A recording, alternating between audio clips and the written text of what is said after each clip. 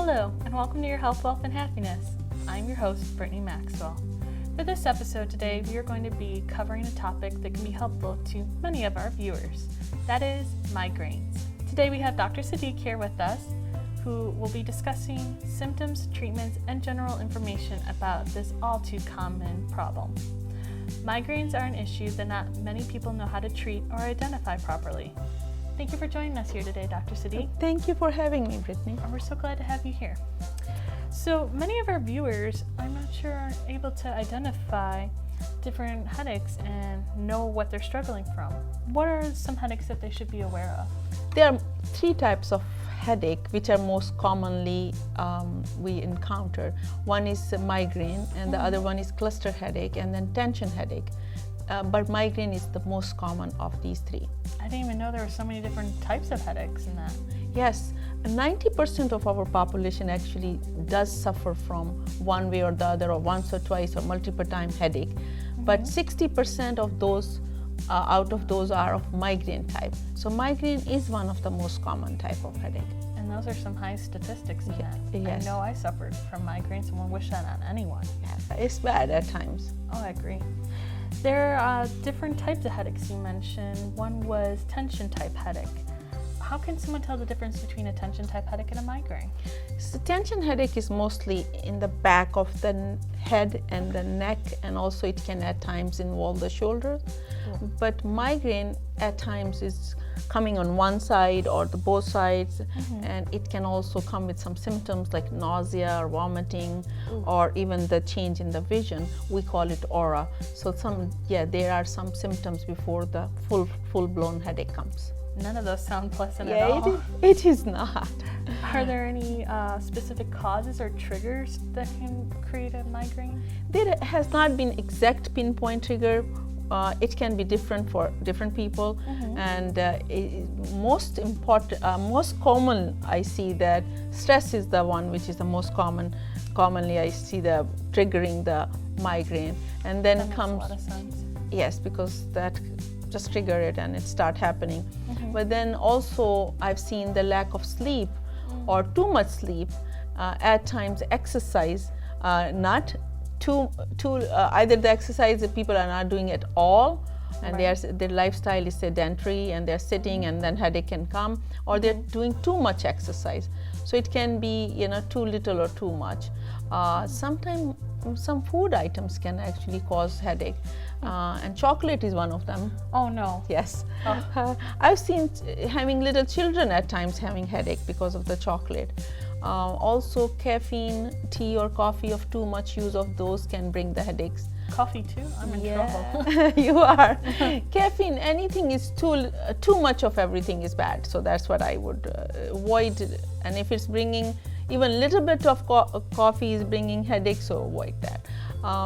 Also, I have seen pork and onion, also MSG.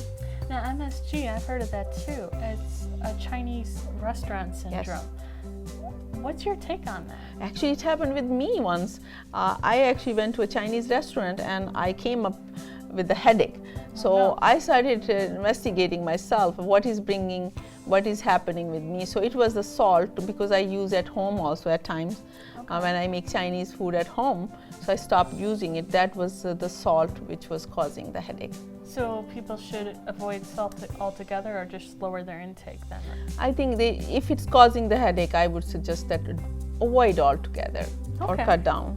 That makes sense.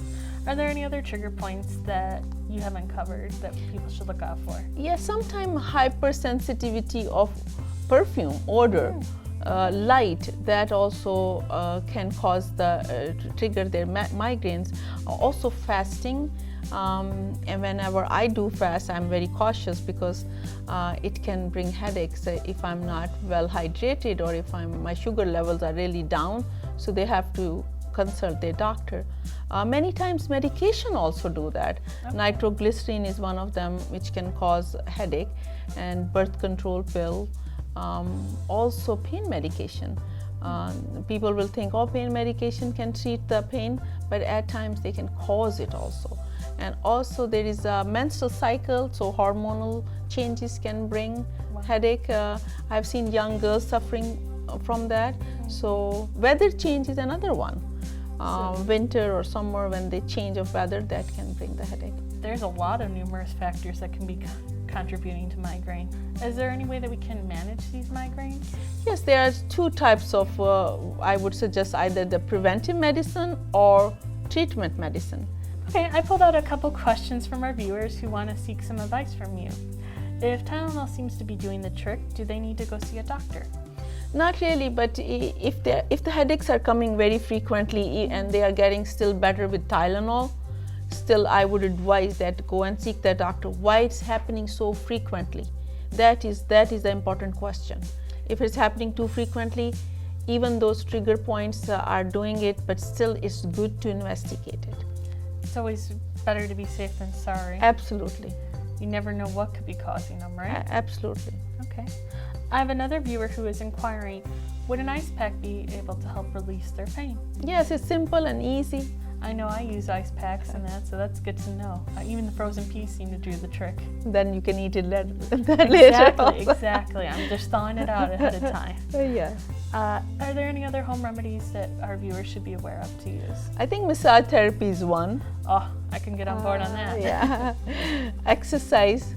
They should start doing some sort of exercise, and also avoid the trigger points which can be the cause of the headache. Right. But I would advise to all the viewers that sit down with yourself and find out what are the trigger points for you which are causing the headache.